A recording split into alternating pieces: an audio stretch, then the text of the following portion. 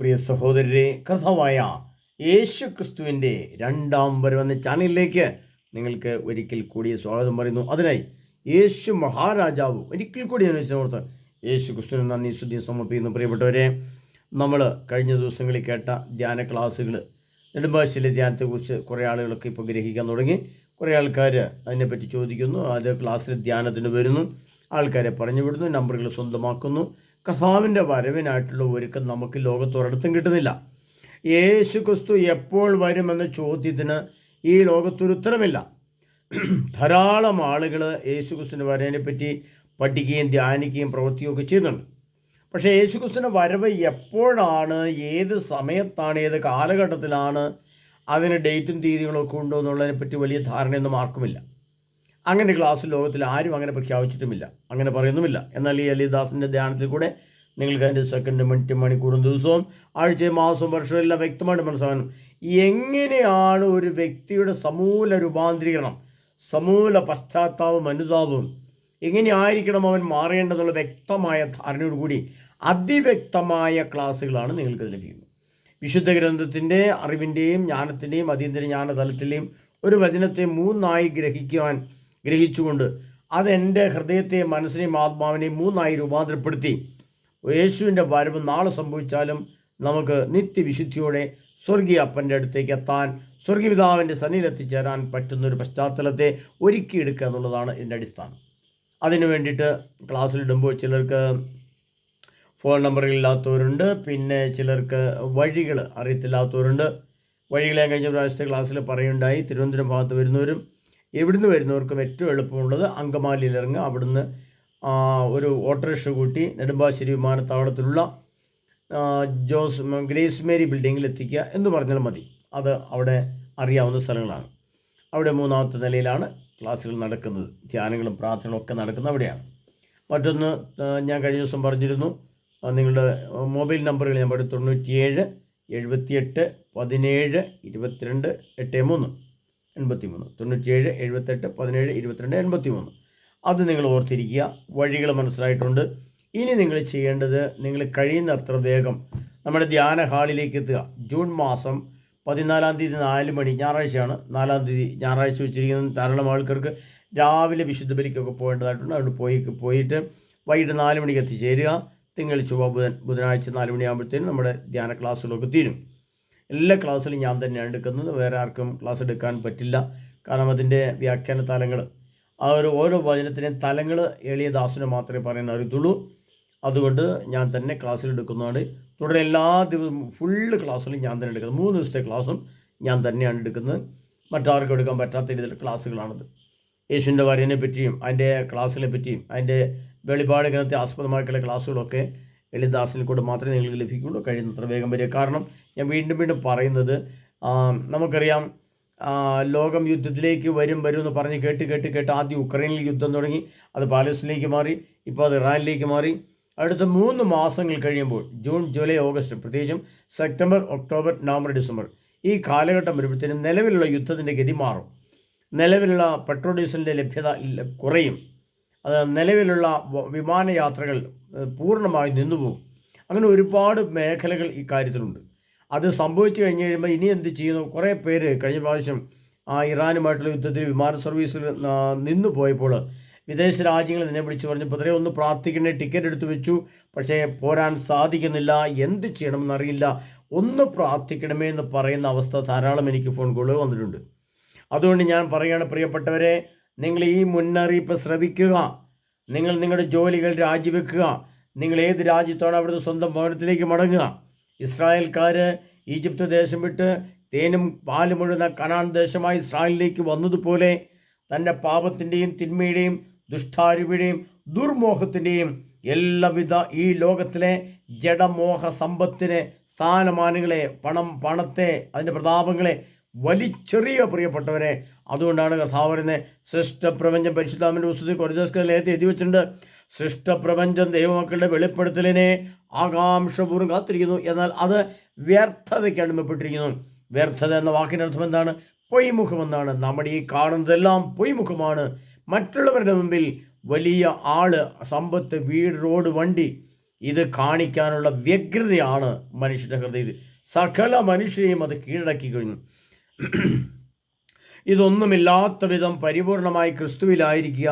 അതുകൊണ്ടാണ് അത് വ്യർത്ഥതയ്ക്ക് അടിമപ്പെട്ടിരിക്കുന്നു എന്ന് പറഞ്ഞ ശേഷം പിന്നെ കഥാവ് എന്താ പറയുന്നത്? പരിശുദ്ധാത്മ റോമാക്കാരിലേക്ക് പറയുന്നത് ഇതാണ്: സൃഷ്ടി ജീർണതയുടെ അടിമത്തിൽ നിന്ന് മോചിതമാവുകയും ദൈവമക്കളുടെ സ്വാതന്ത്ര്യം പ്രാപിക്കുകയും ചെയ്യും. ദൈവമക്കൾക്ക് മരണമില്ലാത്തതുപോലെ സൃഷ്ടിയാകുന്ന ഈ പ്രപഞ്ചം, സൃഷ്ടപ്രപഞ്ചം ദൈവമക്കളുടെ വെളിപ്പെടുത്തലിലേക്ക് മാറ്റപ്പെടും, മരണമില്ലാത്ത അവസ്ഥയിലേക്ക്. അതെന്താണെന്ന് വ്യക്തമായിട്ട് ധ്യാന ക്ലാസ്സിൽ കൂടെ നിങ്ങൾക്ക് ഞാൻ പറഞ്ഞു തരുന്നതാണ്. അതുകൊണ്ട് സ്വർഗത്തിൻ്റെ ഘടന എന്ന ക്ലാസ്സിൽ തന്നെ അത് വ്യക്തമായിട്ട് അതിനകത്ത് പറയുന്നുണ്ട്. അതങ്ങനെ തന്നെയാണ്. അങ്ങനെ അതിനകത്തൂടെ പറഞ്ഞാലേ നിങ്ങൾക്കത് മനസ്സിലാവുള്ളൂ. അതുകൊണ്ട് ഇതെല്ലാം അടുത്തെത്തി. ലോകം അന്ത്യത്തിലേക്ക് അടുക്കുന്നു. സൃഷ്ടപ്രപഞ്ചം ദൈവമക്കളുടെ വെളിപ്പെടുത്തലിനെ ആകാംക്ഷയും കാത്തിരിക്കുന്നു. സൃഷ്ടി മരണത്തിൽ നിന്ന്, ജീർണതയിൽ നിന്ന് മാറ്റപ്പെടുന്നു. പുതിയൊരു യുഗം, പുതിയൊരു സ്ഥലം, ഒരു ദേവാലയം അല്ലെങ്കിൽ പുതിയൊരു സമചതുരമുള്ള സ്വർഗരാജ്യം സൃഷ്ടിക്കപ്പെടുന്നു. അവിടേക്ക് മനുഷ്യരാശി പ്രത്യേകം തിരഞ്ഞെടുക്കപ്പെട്ട, പ്രത്യേകം വിശുദ്ധി പ്രാപിച്ച, പ്രത്യേകം ജ്ഞാനമുള്ള, ആരാലും തോൽപ്പിക്കപ്പെടാത്ത, ആർക്കും തോൽപ്പിക്കാനാവാത്ത അതിജ്ഞാനവും അതിബുദ്ധിയും അതിവിശുദ്ധിയും സന്തോഷമുള്ള, ആത്മീയ കൃപ നിറഞ്ഞ, ആത്മീയ പശ്ചാത്തലം നിറഞ്ഞ, പരിശുദ്ധാത്മ ഫലങ്ങൾ ചൂടിയ, മരണം ഒരു പ്രശ്നമല്ല എന്ന് ചിന്തിച്ചുകൊണ്ട് കർത്താവിന് വരാനായിട്ട് കാത്തിരിക്കുന്ന അനേകം വ്യക്തികളുണ്ട് ലോകത്ത്. സമ്പത്തോ മറ്റൊന്നുമോ നോക്കാതെ, ഒരു മൊബൈൽ ഫോൺ പോലും ഇന്നത്തെ കാലത്തെ ടച്ച് മൊബൈൽ ഫോൺ ഇല്ലാത്ത ആളുകളെ എനിക്കറിയാം. അവർക്ക് ചെറിയ ഫോണും വെച്ച് അത്യാവശ്യം വിളിക്കാൻ മാത്രം, ഇങ്ങോട്ട് കോൾ വന്നാൽ മാത്രം എടുക്കും. അതും സ്വന്തക്കാരുടെ ബന്ധുക്കാരുടെ ആണെങ്കിൽ മാത്രം. അങ്ങോട്ട് ആരെയും വിളിക്കാതെ യേശുവിൻ്റെ വരവിന് വേണ്ടി ഒരുങ്ങി കാത്ത്, വസ്ത്ര സംവിധാനം പോലും ഭക്ഷണ സംവിധാനം പോലും ക്രമീകരിച്ച് ഉപവാസവും പ്രാർത്ഥനയുമായി നന്മ പ്രവൃത്തി മാത്രം ചെയ്ത് കർത്താവിൻ്റെ വരവ്, എൻ്റെ ഈശോയുടെ കൂടെ പോകാൻ, എൻ്റെ ഈശോയുടെ വരവെന്നും പറഞ്ഞ് കാത്തിരിക്കുന്ന മനുഷ്യരുണ്ട്. പ്രിയപ്പെട്ടവരെ, നിങ്ങളത് മനസ്സിലാക്കണം. അതുകൊണ്ട് ഇതൊക്കെ എന്നും അങ്ങനെ തുടരും. ഇനിയും ധ്യാനം കൂടാം, അടുത്ത മാസം കൂടാം, അല്ലെങ്കിൽ അടുത്ത പിന്നത്തെ മാസം ഉണ്ടല്ലോ, അല്ലെങ്കിൽ ഇനിയും കാലമുണ്ടല്ലോ എന്ന് ഓർത്തെങ്കിൽ കാലം തീർന്നു എന്നാണ് നമ്മൾ മനസ്സിലാക്കുന്നത്. അതുകൊണ്ട് അതിനാൽ പ്രിയപ്പെട്ടവരെ, അടുത്ത ധ്യാനത്തിന് ജൂൺ മാസം 14, 15, അതിൽ 14 എന്നുള്ളത് എത്തിച്ചേരാനുള്ള ദിവസമാണ്. 14, 15, 16, 17 ദിവസങ്ങളിൽ ആ 3 ദിവസമാണ് ശക്തമായ ധ്യാനവും ക്ലാസ്സും ആരാധനയും ഉണ്ടാവുക. ആ ദിവസങ്ങളിൽ എത്തുക. കഴിയുന്നത്ര ആളെ പെട്ടെന്ന് എത്തുക, പെട്ടെന്ന് ബുക്ക് ചെയ്യുക. കാരണം ആൾ തിരിഞ്ഞാൽ അത് ക്ലോസ് ചെയ്യും. അതുപോലെ തന്നെ നേരത്തെ ബുക്ക് ചെയ്യുന്നവർക്ക് അതിൻ്റെതായ നേരത്തെ എത്തിച്ചേരാനുള്ള സംവിധാനം, അവിടെ കിടക്കാനുള്ള സംവിധാനങ്ങളൊക്കെ നമ്മൾ റെഡിയാക്കി കൊടുക്കണം. ഭക്ഷണ കാര്യങ്ങളൊക്കെ ശ്രദ്ധിക്കണം. അതുകൊണ്ടാണ് ബുക്ക് ചെയ്യണമെന്ന് പറയുന്നത്. പ്രിയപ്പെട്ടവരെ, അതിനാൽ ക്ലാസ്സുകളും ധ്യാനങ്ങളും ഇനി വചനങ്ങൾ ഞാൻ കൂടുതൽ ധ്യാന ക്ലാസ്സിൽ കൂടെ കൊടുക്കാൻ വേണ്ടി ആലോചിക്കുകയാണ്. കാരണം യൂട്യൂബിൽ കൊടുത്ത് കാര്യങ്ങൾ ഏകദേശം ഒരു 80% ക്ലാസ്സുകൾ തീർന്നു കഴിഞ്ഞു. ഇനിയും പഴയതിനെ ആവർത്തിച്ച് കൊടുക്കുന്നതിന് അർത്ഥമില്ല. പിന്നെ ഇതിനകത്ത് ചോദിച്ചിട്ടുണ്ട്, ലൈവായിട്ട് ഇടാമോ ധ്യാന ക്ലാസ് ലൈവായിട്ട് ഇടാമോ എന്ന് ചോദിക്കുന്നുണ്ട്. അതിന് ആദ്യം ഷൂട്ട് ചെയ്ത് അപ്ലോഡ് ചെയ്യണമെങ്കിൽ അതിനൊരാളെ വെക്കണം. അതിന് പൈസ ആവശ്യമാണ്, പണം ആവശ്യമാണ്. അങ്ങനെ ആർക്കെങ്കിലും പൈസ അയച്ചു തന്നൊരു നിയോഗമായിട്ട് ഞാൻ ഇത്ര പൈസ അയച്ചു തരുന്നു, ഈ ക്ലാസ്സുകളൊക്കെ ഷൂട്ട് ചെയ്ത് ലൈവായിട്ട് ഇടണമെന്ന് പറയുന്നവർക്ക്, അങ്ങനെ പൈസ അയച്ചു തരുന്നവർക്ക് വേണ്ടിയിട്ട് അങ്ങനെ ചെയ്യാൻ സാധിക്കുന്നതാണ്. അങ്ങനെ ഷൂട്ട് ചെയ്യാനുള്ള ആളുകളെ അതിൻ്റെ മൊബൈൽ ക്യാമറ എല്ലാം വലിയ വീഡിയോ ക്യാമറകൾ വെച്ച് എടുത്ത് അത് അവരെ കൊണ്ട് ചെയ്യിക്കാൻ സാധിക്കും. പണം വേണം. അങ്ങനെ പണം അയച്ചു തരുന്നവർക്ക് ഇതിന് ഗൂഗിൾ പേ സംവിധാനമുണ്ട്. അതിനകത്ത് പണം അയച്ചു തരുന്നവർക്ക് വേണ്ടി ലൈവായിട്ട് ഇട്ട് തരുന്നതായിരിക്കും. അതിനൊരു സംവിധാനമുണ്ട്. അങ്ങനെ എല്ലാം കൊണ്ടും കർത്താവിൻ്റെ വരവിൻ്റെ പടിവാതിൽക്കൽ യുദ്ധം അതിൻ്റെ ആഗോളതലത്തിലേക്ക് വ്യാപിച്ചുകൊണ്ടിരിക്കുന്നു. എല്ലാ ലോകരാഷ്ട്രങ്ങളും യുദ്ധസജ്ജമായി കഴിഞ്ഞു. ലോകം അതിൻ്റെ അന്ത്യത്തിലേക്ക് 2030 യുഗാന്ത്യമാണെന്ന് പലരും പറഞ്ഞു തുടങ്ങി. അതിൻ്റെ കാലഘട്ടത്തിൻ്റെ പശ്ചാത്തലമെല്ലാം കാണാൻ തുടങ്ങി. ലോകത്തിൽ നിന്ന് നന്മ മാറ്റപ്പെടുകയും തിന്മ ആധിപത്യം സ്ഥാപിക്കുകയും ചെയ്യുന്നു. വിശ്വാസവും വിശുദ്ധി നഷ്ടപ്പെടുന്നു. എല്ലാ തലങ്ങളിലും ജനത്തിനെതിരായും രാജ്യത്തിനെതിരായും ഉണർന്നെഴുന്നേൽക്കുന്ന അവസ്ഥ നമ്മൾ കാണുന്നു. അങ്ങനെ എന്തുകൊണ്ടും യേശു ക്രിസ്തു പടിവാതിക്കലാണെന്ന് മനസ്സിലാക്കിക്കൊണ്ട് എത്രയും പെട്ടെന്ന്, അതുകൊണ്ടാണ് ലൂക്കായുടെ സുവിശേഷം പറയുന്നത്, നിങ്ങളും തയ്യാറായിരിക്കണം.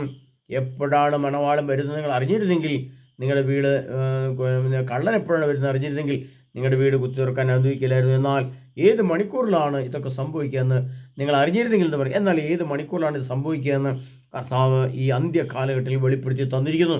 അത് മനസ്സിലാക്കിക്കൊണ്ട് ഗ്രഹിച്ചുകൊണ്ട് കുടുംബമടക്കം ഭാര്യ, ഭർത്താക്കന്മാർ, കുഞ്ഞുങ്ങൾ, കുടുംബങ്ങൾ വരിക. ആധുനിക ലോകം മൊബൈൽ ഫോണിൻ്റെ അടിമത്വത്തിലാണ്, പൈശാചികത്തിന്മയുടെ അടിമത്വത്തിലാണ്. അരാജകത്വം, അശുദ്ധിയും മ്ലേച്ഛതയും കൊണ്ട് നിറഞ്ഞ ഒരു മലിനമായ ഹൃദയത്തിൻ്റെ ഉടമസ്ഥാവകാശം കൊണ്ട് നടക്കരുത് പ്രിയപ്പെട്ടവരെ. അതെല്ലാം വലിച്ചെറിഞ്ഞ് പരിശുദ്ധി എന്ന് പറഞ്ഞ് യേശുക്രിസ്തുവിൻ്റെ മഹാപീഡനത്തെ, യേശുക്രിസ്തുവിൻ്റെ വരവിന് വേണ്ടി അതിനു മുമ്പുള്ള പിശാചിൻ്റെ മഹാപീഡനത്തെ അതിജീവിക്കുവാൻ നമ്മൾ മനസ്സും ശരീരവും ആത്മാവും പരിപൂർണ്ണ വിശുദ്ധി കൊണ്ടുവരണം. അതുകൊണ്ടാണ് 1 തെസ്സലോനി 5:23 കർത്താവ് പറയുന്നുണ്ട്, പരിശുദ്ധന്മാർ എന്ന വചനം ഇതാണ്: നമ്മുടെ കർത്താവായ യേശുക്രിസ്തുവിൻ്റെ പ്രത്യാഗമനത്തിൽ അവൻ്റെ മുമ്പിൽ പ്രത്യക്ഷപ്പെടാൻ വേണ്ട കരുത്ത് ലഭിക്കുന്നതിന് വേണ്ടി നിങ്ങളുടെ ആത്മാവും ജീവനും ശരീരവും അവികലവും പൂർണ്ണവുമായിരിക്കാൻ ഇടവരട്ടെ. ആ ഒരു പശ്ചാത്തലത്തിലേക്ക് ഒരു രൂപാന്തരീകരണം, ആ പശ്ചാത്തലത്തിലേക്ക് എൻ്റെ ശരീരത്തെ മാറ്റിവെക്കുന്നു. അതിനായിട്ട് എൻ്റെ ശരീരത്തെ ഒരുക്കുന്നു, എൻ്റെ ഇന്ദ്രിയങ്ങൾ ഒരുക്കുന്നു. ആ പ്രക്രിയ എങ്ങനെയാണ്, എപ്പോഴാണ് ചെയ്യേണ്ടതെന്ന് വ്യക്തമായ ഭാഷയിൽ വിശുദ്ധ ഗ്രന്ഥത്തിൻ്റെ അടിസ്ഥാനത്തിൽ പഠിക്കുവാനും അത് പഠിച്ച് പ്രായോഗതലത്തിൽ എത്തുവാനും നിങ്ങൾ ശ്രദ്ധിക്കണം. കഴിഞ്ഞ ക്ലാസ്സിൽ ഞാൻ പ്രത്യേകം പറഞ്ഞു, നമ്മുടെ ഇപ്പോഴത്തെ സഭാവിശ്വാസം അനുസരിച്ചോ, ഇപ്പോഴത്തെ സഭയുടെ സംവിധാനം അനുസരിച്ചോ, ഇപ്പോഴത്തെ സഭയിൽ നിന്നുകൊണ്ടോ സ്വർഗീയ പ്രവേശനം സാധ്യമല്ല. അത് ലൂക്കായുടെ സുവിശേഷം മറ്റൊരു ഭാഷയിൽ ഈശോ പറഞ്ഞിട്ടുണ്ട്: സ്വയം നിയമജ്ഞരെയും പരിസരുടെയും ജ്ഞാനത്തെ നിങ്ങളുടെ ജ്ഞാനം അതിശയിപ്പിക്കുന്നില്ലെങ്കിൽ നിങ്ങൾക്ക് സ്വർഗ്ഗരാജ്യത്തിൽ പ്രവേശിക്കാൻ സാധിക്കില്ല എന്ന് പറയുമ്പോൾ, അതുകൊണ്ടാണ് ഞാൻ ഈ വിഷയം എടുത്തുകൊണ്ട് പറഞ്ഞത്. കഴിഞ്ഞ ക്ലാസ്സിൽ ഞാൻ പറഞ്ഞു, നമ്മുടെ ഇന്നത്തെ നിയമജ്ഞ പരിസരം എന്ന് പറയും ഇന്നത്തെ കത്തോലിക്ക സഭയും സഭാധികാരികളും, അവരിൽ നിന്ന് കിട്ടുന്ന ജ്ഞാനം നമുക്ക് തുലവും പരിമിതമാണ്. പ്രത്യേകിച്ചും പ്രിയപ്പെട്ടവരെ, എന്താണ് പൂർവ്വപിതാക്കന്മാരുടെ ശാപം? ശാപഗ്രസ്തമായ കുടുംബമേത്? അതിൻ്റെ പരിണത ഫലങ്ങൾ കുടുംബത്തിൽ എങ്ങനെ പ്രവർത്തിക്കുന്നു? അതിൽ നിന്ന് രക്ഷ നേടാൻ എന്താണ് വഴി? ഈ കഴിഞ്ഞ ദിവസം ഞങ്ങളുടെ തൊട്ടടുത്തുള്ള ഒരു ഇടവകയിൽ നിന്നും ഒരു സഹോദരൻ, ഒരു ചെറുപ്പക്കാരൻ, നല്ല ചെറുപ്പക്കാരൻ ബൈക്ക് ആക്സിഡൻറ്റിൽ മരിച്ചുപോയത് നിങ്ങൾ കേട്ടിരിക്കും, വാർത്തയിലൊക്കെ ഉണ്ടായിരുന്നു. നമ്മുടെ തൊട്ട അയൽപക്കത്തെ ഇടവകയിലാണ്. അതുകൊണ്ട് നമ്മൾക്ക് വ്യക്തമായിട്ട് മനസ്സിലാകും. 19 വയസ്സുള്ള ചെറുപ്പക്കാരനായ നല്ല യുവാവ് ഈ ലോകത്തുനിന്ന് വിട പറഞ്ഞു പോയി. എന്തുകൊണ്ടാണ്? അതിൻ്റെ കാര്യങ്ങൾ പഠിച്ച് ചെല്ലുമ്പോൾ, അതിൻ്റെ ആത്മീയ തലങ്ങൾ മനസ്സിലാക്കി ചെല്ലുമ്പോൾ പൂർവ്വപിതാക്കന്മാരുടെ ശാപങ്ങൾ ആ ഭവനത്തിലുണ്ട്, അത് നിലനിൽക്കുന്നു എന്നാണ്. ഒന്നാമത്തെ തലമുറയിൽ നിന്നും രണ്ടാമത്തെ തലമുറയിലേക്ക് വരുമ്പോൾ പാപത്തിൻ്റെ ശക്തി വർദ്ധിക്കുന്നു. രണ്ടാം തലമുറയിൽ നിന്ന് തിന്മ അതിന് മൂന്നാം തലമുറയിലേക്ക് വരുമ്പോൾ അത് രോഗങ്ങളും തകർച്ചകളുമായിട്ട് വരുന്നു. മൂന്നാം തലമുറയിൽ നിന്ന് നാലാം തലമുറയിലേക്ക് ഈ പാപം തിന്മ എത്തുമ്പോൾ അത് സമ്പൂർണ്ണ നാശം അഥവാ മരണമായിട്ട് സംഭവിക്കുന്നു.